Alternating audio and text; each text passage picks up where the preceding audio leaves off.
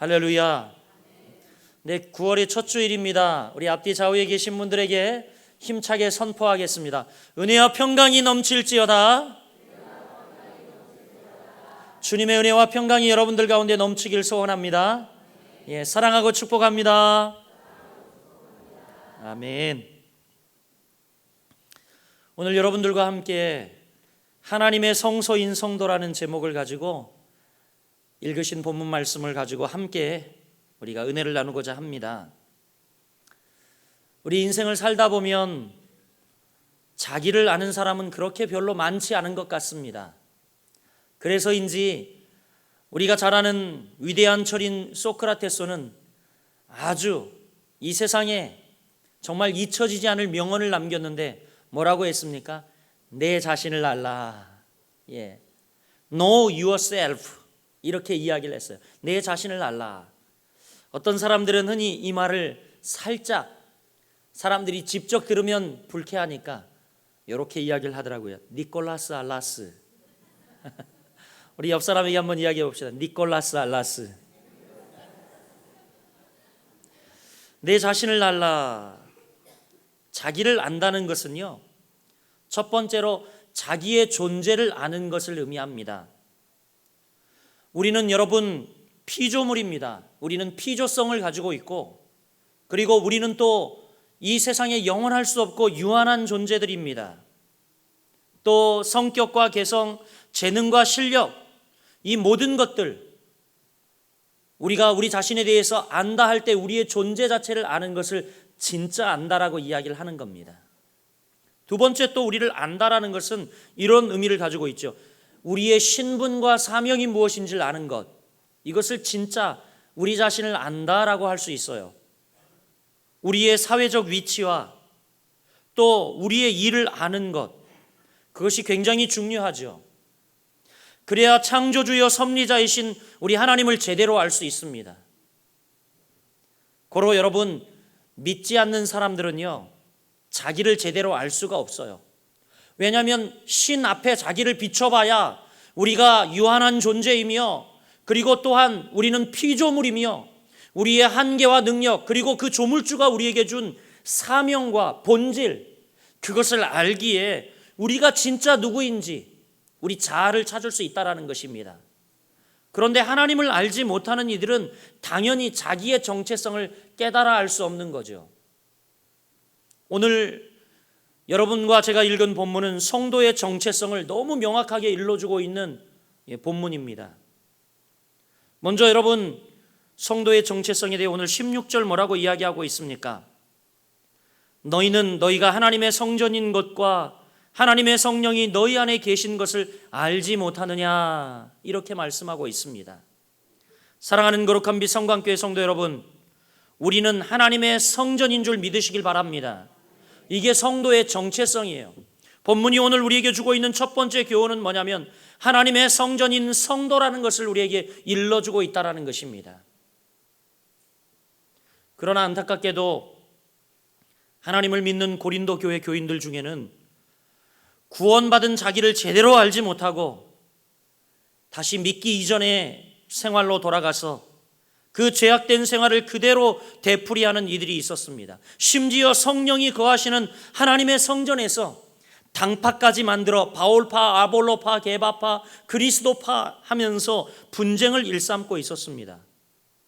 그들은요, 구원받은 자기의 존재와 구원받은 자기를 통해서 드러나는 주님의 능력과 또한 구원받은 자로서 자기의 사명과 일을 제대로 깨닫지 못했기 때문입니다. 여러분, 다 어디에서 문제가 기인했습니까?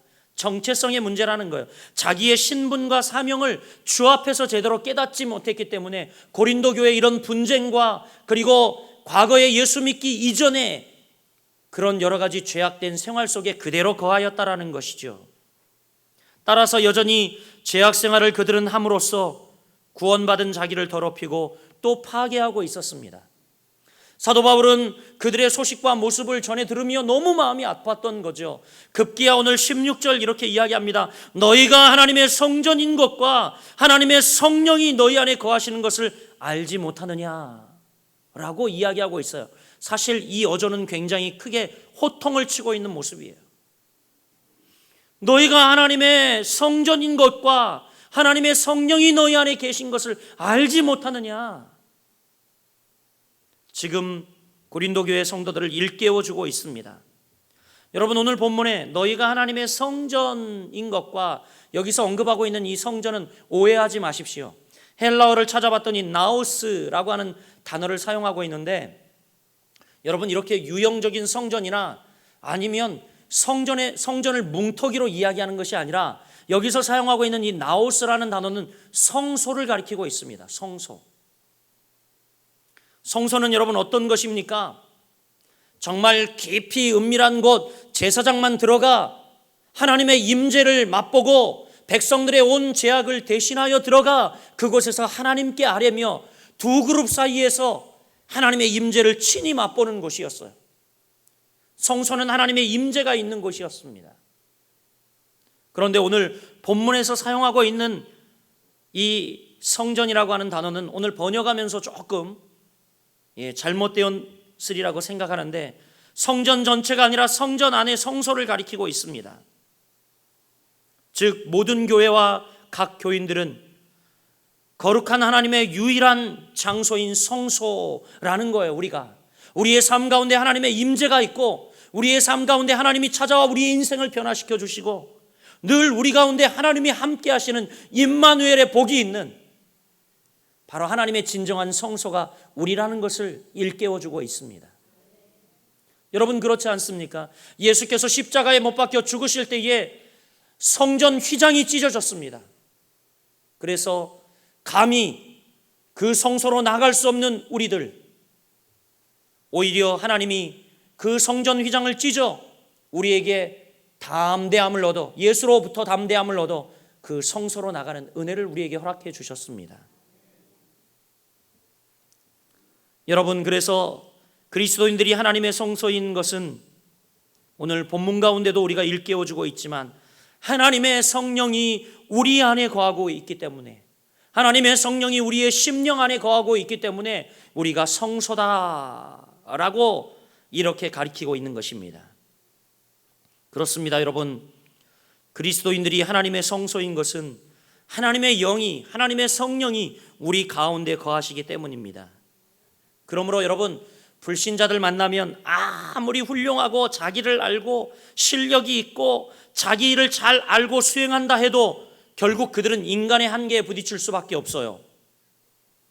더욱이 잘났든 못났든 간에 모든 인간이 확실하게 자기 자신에 대해서 아는 사실은 반드시 우리는 허무하게 죽을 수밖에 없는 존재라는 겁니다. 그렇지 않습니까, 여러분? 인간 자신에 대한 결정적 지식은 틀림없이 모든 인간이 허망하게 죽음을 맞는다는 사실입니다. 그러나 하나님의 성령을 모시고 그 역사를 쫓아 사는 신령한 자인 우리는 만물의 창조자시요 섭리자이신 절대자 하나님의 자녀임을 알고, 우리 안에 역사하시는 성령의 능력을 알고, 또 그 성령의 능력과 지혜로 하나님이 맡겨주신 사명을 잘 감당할 수 있다는 사실을 아시기 바랍니다. 뿐만 아니라 주님을 믿어 구원받은 여러분에게는 찾아올 죽음이란 여러분 바뀌어 영생의 전환점임을 여러분 믿으시길 바랍니다. 하나님을 알지 못하는 이들에게는 찾아올 죽음이 영벌이요 영원한 죽음이지만, 우리에게는 찾아올 죽음이 영생의 축복이라는 사실입니다. 할렐루야.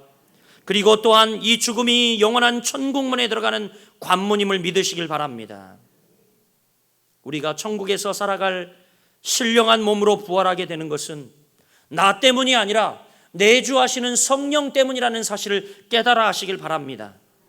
따라 여러분, 로마서 8장 11절에 사도 바울이 뭐라고 이야기하고 있습니까?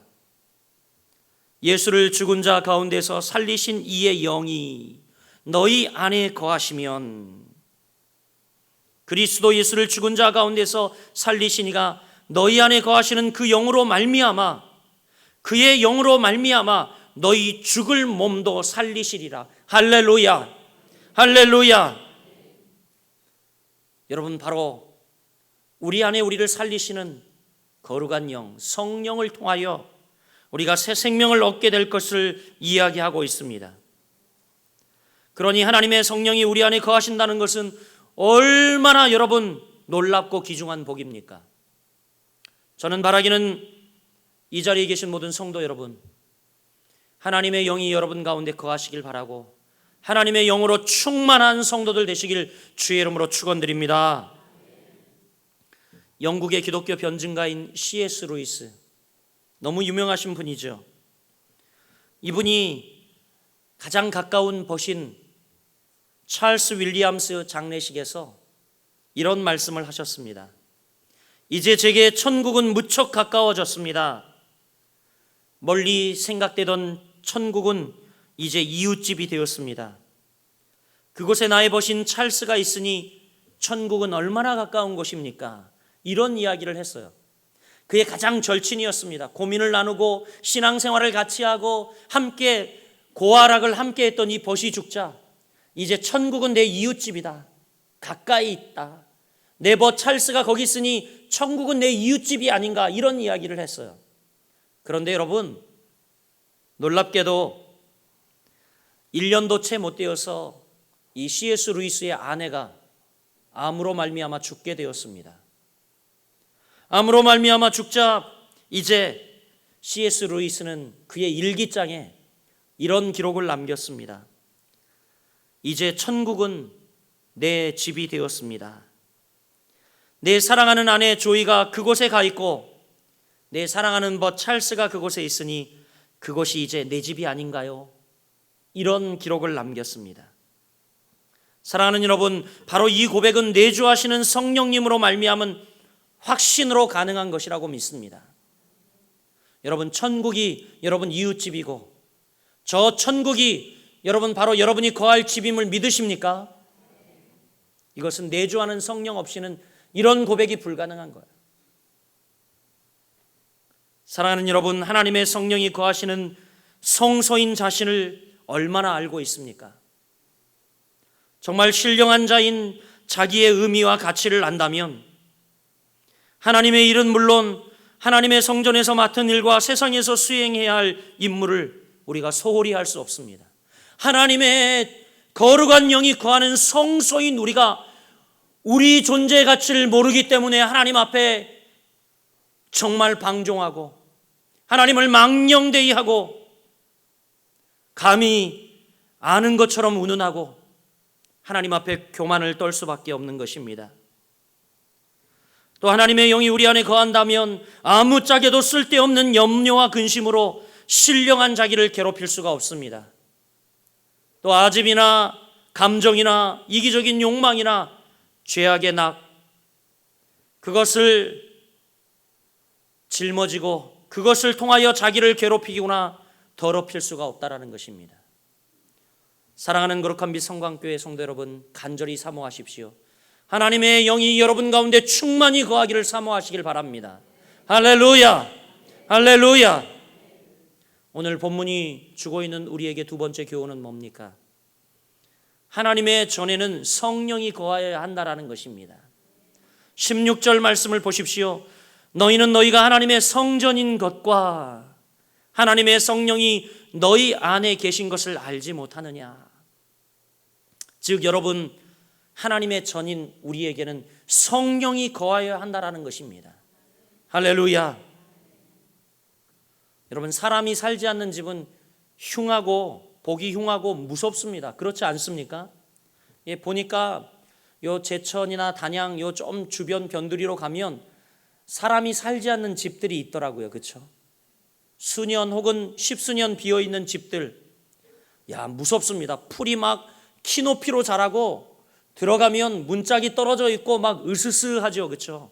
사람이 살고 가꾸지 않는 집은요, 참 무서워요. 우리 우장로님 댁에 한번 갔더니 우장로님 댁 그 앞에 보니까 수년 동안 비어있던 집이 있더라고요. 그 동네에서 떵떵거리고 잘 살던 집이래요. 농기구며 아직도 창고에 보면 여러 가지 기구들이 있는데 수년 동안 쓰지 않아서 녹슬고 황량합니다. 문은 잠겨 있고, 그런데 집이 굉장히 커요. 겉으로 보기엔 깔끔한 것 같아요. 근데 보면요, 야, 사람이 수년 동안 살지 않자 기척도 없고 인적도 없고 사람 숨결이 느껴지지 않으니까 야, 아무리 겉이 번드르르하고 이러더라도 들어가는데 섬찟하고 야, 이거 사람 살 때가 못 된다, 이런 생각이 들더라고요. 참 신기하지 않습니까? 그런데 사람이 들어가 살기 시작하면 그곳에 생명이 움트고, 그리고 놀랍게도 그곳에 정말 사람의 온기와 사랑으로 말미암아 사람 살 것이 된다라는 것입니다. 어떤 6.25를 겪은 선배님의 간증을 들은 적이 있습니다. 그분이 저 황해도 분이신데 1950년 이제 6.25 전쟁이 일어나고 모든 고향 사람들이 다 고향 땅을 비우고 피난 가고 비어 있었다고 합니다. 그런데 이 목사님은요, 그래도 1년여 넘게 그곳에서 숨어서 몰래 지냈다고 그래요. 그런데 도저히 안 되겠다 싶어서 1951년 6월 14일 드디어 남하를 결심을 하고 마지막으로 자신이 살던 집, 고향집에 가서 들러보았다고 합니다. 그런데 가보니까 문들은 다 부서져 있고, 그리고 평소에 즐겨 입던 옷가지들은 다 갈기갈기 찢겨 뒤뜰에 내동댕이 쳐 있고, 심지어 이부자리조차도 갈기갈기 찢겨서 이리저리 흩어져 있는 모습을 보았다고 합니다. 이제 과거의 어머니의 정성어린 손길은 찾아볼 수 없는 빈집, 그것을 딱 보니까 떠나고 싶은 마음이 들더랍니다. 그래서 그 시로 남하하여 나무로 내려와서 결국 이제 한강을 건너고 그리고 저 부산까지 내려갔다라 하는 간증을 들은 적이 있습니다.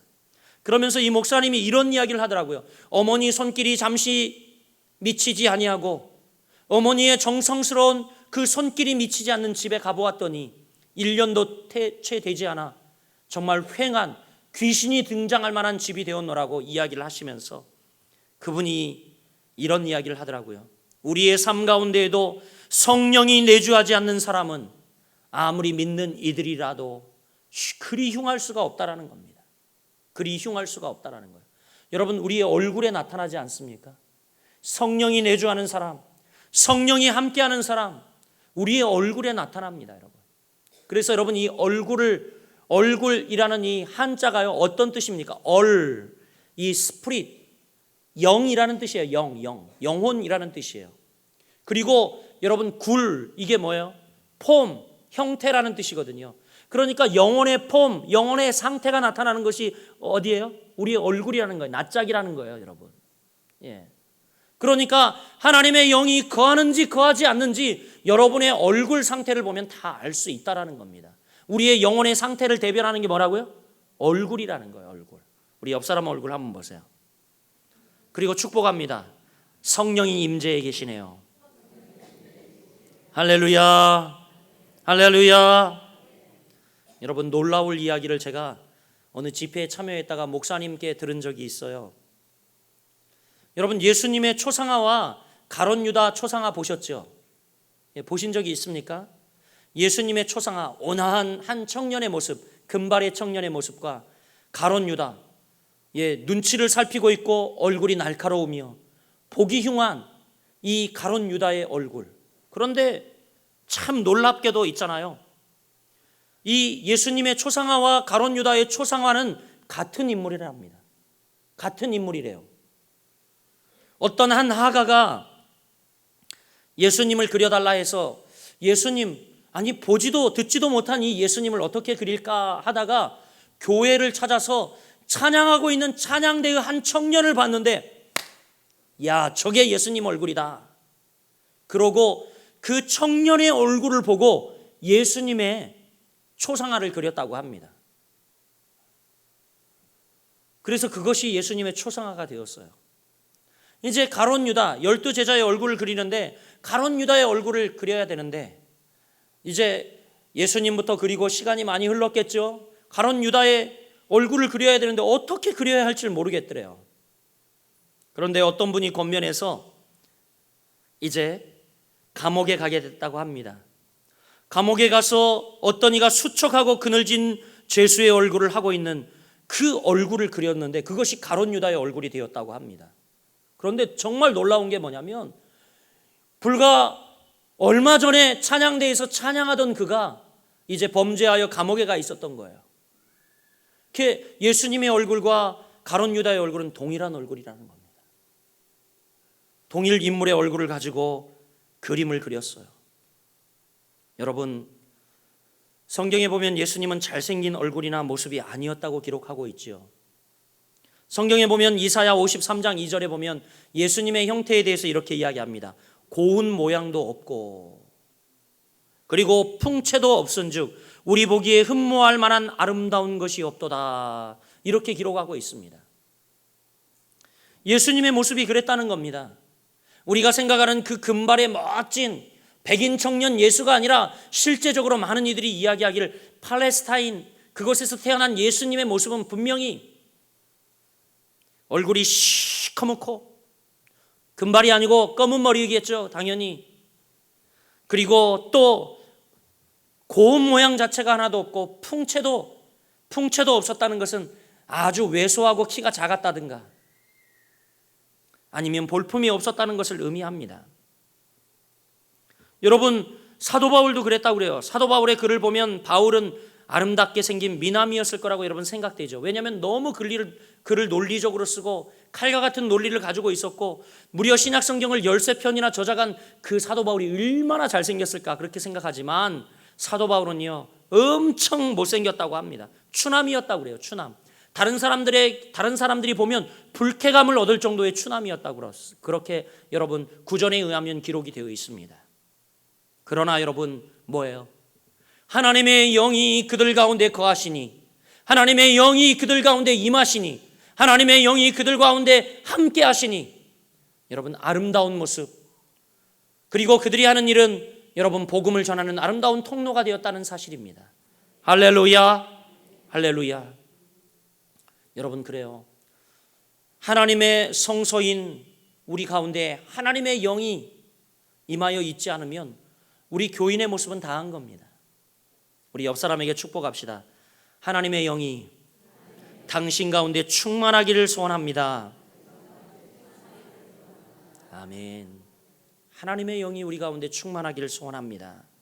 하나님의 성소인 우리 가운데에는 성령이 거하여 있어야 합니다.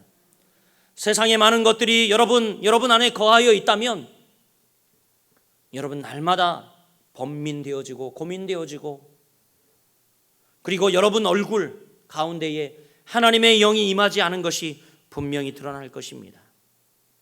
사랑하는 여러분, 하나님의 전에는 성령이 거하여야 함을 믿으시고 성령 충만한 모든 성도들 되시길 축복합니다. 이제 마지막으로 오늘 본문이 우리에게 주고 있는 교훈은 뭡니까? 17절 말씀을 우리 같이 한번 읽어보겠습니다. 17절이요. 시작. 누구든지 하나님의 성전을 더럽히면 하나님이 그 사람을 멸시하시리라. 하나님의 성전은 거룩하니 너희도 그러하니라. 아멘. 무슨 이야기입니까? 성소를 더럽히지 말라는 겁니다. 거룩하라는 이야기죠. 거룩하라는 이야기입니다. 누구든지 하나님의 성전을 더럽히면 하나님이 그 사람을 멸하시리라. 하나님의 성전은 거룩하니 너희도 그러하니라. 여기서 여러분 더럽히면이라고 하는 단어는 헬라어로 프레이레이라고 하는 이 단어를 사용하고 있는데 어떤 의미냐면 파괴하다, 부패시키다, 멸망시키다, 더럽히다 이런 의미를 가지고 있습니다. 이 말은 실제로 고린도 교회 교인들이 주님을 믿어 구원받기 이전에 온갖 못된 행동을 하고 거룩한 하나님의 교회에서 분쟁을 일삼음으로 교회를 파괴하고 더럽히는 것을 실질적으로 가리키고 있습니다. 누구든지 하나님의 성전을 더럽히면 파괴하고 부패시키고 멸망시키고 더럽히고 타락시키면 그런 이야기죠. 여러분 이런 추악한 모습은 일부 현대 교회에서도 찾아볼 수 있습니다. 자기의 논리, 자기의 믿음에 합한 논리, 그것이 아니면 말씀도 필요 없고 사역자도 필요 없습니다. 자기의 욕구만을 충족시켜야 믿음 생활하는 것이라고 착각하는 이들이 있습니다. 여러분 오늘 본문의 말씀을 무섭게 받으시길 바랍니다. 본문에 보면 그 사람을 멸하시리라. 반드시 여러분 구원받은 교인이 그러한 죄악된 생활을 계속하면 하나님이 좌시하지 않겠다고 말씀하고 있습니다.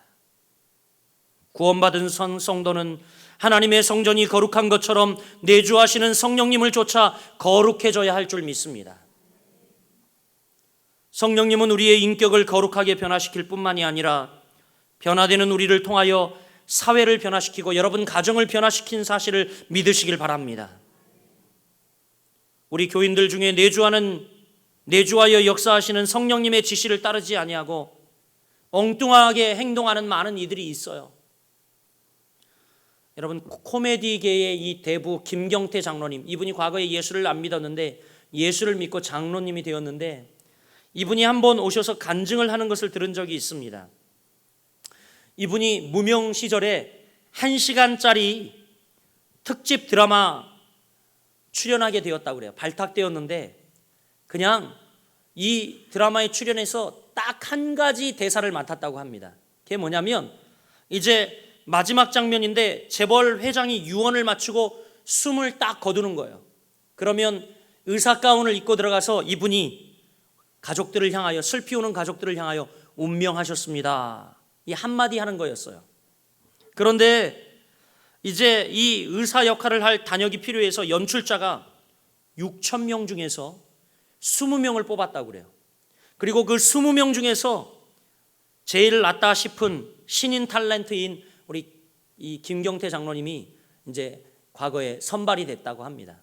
선발이 되었는데 야, 이제 내가 뜰 철호의 기회가 될 수 있겠다 싶어가지고 이분이 일주일 내내 대사 한마디를 연습을 했다고 그래요. 한마디 뭐예요? 운명하셨습니다. 운명하셨습니다. 운명하셨습니다. 운명하셨습니다. 하여튼 열심히 일주일 내내 연습을 했다고 합니다. 혼신을 다해 연습을 했고 드디어 녹화 날이 되었습니다. 이제 조 연출자가 큐 사인을 보내기 위해서 딱 준비를 하고 있었고 드디어 이제 그도 심호흡을 하고 큐 사인이 떨어지자 죽어 누워있는 이 회장 곁으로 가서 그가 문득 한 행동이 시신의 입을 벌렸다고 그래요. 여러분 상상을 해보세요. 시신의 입을 딱 벌리니까 너무너무 이 연출자가 긴장을 한 거죠. 깜짝 놀란 거죠. 그래서 연출자가 아니 저 녀석 도대체 뭐 하는 거야? 시신의 맥을 짚어보든지 아니면 눈을 뒤집어 보고 죽었다고 그래야지, 그런 거예요. 그러니까 조 연출자가 이야기를 듣고 이 NG를 내면 안 되니까 김경태 장로 뒤로 살짝 가가지고 귀에 대고 외쳤다고 합니다. 야, 눈을 까뒤집어, 이랬다고 그래 합니다. 그러니까 이 김경태 장로님이 어떻게 했냐면 이 시신의 눈을 까뒤집어야 되는데 자기의 눈을 까뒤집으면서 운명하셨습니다, 그랬다라는 거예요. 운명하셨습니다. 운명하셨습니다. 그러자 이 촬영장이 완전히 뒤집어졌대요. 슬피 울던 가족들이 그 모습을 보고 크크대고 웃기 시작했고 입을 쩍 벌리고 누워있던 이 죽은 역할을 맡아 감당하던 탤런트는 너무 웃음을 참다가 웃지 못하여 침대에서 떨어졌다고 합니다. 결국 촬영장이 아주 개판이 되었죠. 그런데 이 장로님이 하시는 말씀이 참 기가 막히더라고요. 여러분, 우리도 성령이 우리 안에 내주하지 아니하면 전혀 엉뚱한 행동을 할 수 있습니다. 그런 말씀을 하시는 거예요. 성령이 우리 가운데 내주하지 아니하면, 성령이 우리를 지배하지 아니하면, 성령님이 우리와 함께하지 아니하면 우리도 허울 좋게 예수를 믿는다고 하지만 전혀 엉뚱한 행동을 할 수 있는 이들이라는 거죠. 우리 교인들 중에는 너무나 쉽게 성령의 역사를 외면해 버리는 이들이 있습니다. 여러분, 양심에 계속 찾아와 성령이 말씀하시지 않습니까? 죄의 길을 가지 마라, 하나님의 말씀을 따라 순종하라, 믿음의 사람들과 합하라, 주의 일에 도모하라. 저는 41주년 거룩한 빛 성광교회 이런 역사를 맡는 것은 우리 성도들의 이 성령의 음성을 들은 성도들, 성령과 성령이 내주하는 성도들의 연합과 일치와 이렇게 합함을 통하여 이런 일들이 있었다고 믿습니다. 그런데 우리 중에는 너무나 쉽게 성령의 역사를 외면해 버리는 이들이 있습니다. 어떤 이들은 아예 성령님의 존재 자체를 부정하는 교인들도 있습니다. 그것이 보수라고 생각해요. 천만의 말씀입니다. 그래서 성령님을 근심하게 하거나 성령님 그분의 뜻을 소멸시키는 이들이 있습니다. 에베소서 4장 30절은 뭐라고 이야기합니까? 하나님의 성령을 근심하게 하지 말라. 그 안에서 너희가 구속의 날까지 인치심을 받았느니라. 그 안에서 너희가 구속의 날까지 인치심을 받았노라 이야기를 합니다. 여러분, 왜 성령을 거스립니까? 왜 성령을 부정합니까? 지금도 여러분 안에 성령이 내주하고 있음을 믿으시길 바랍니다. 데살로니가전서 5장 19절은 이렇게 이야기합니다. 성령을 소멸치 말라. 성령을 소멸치 말며 이렇게 이야기하고 있어요. 소멸해 버릴 수 있다는 것을 가정하고 있죠.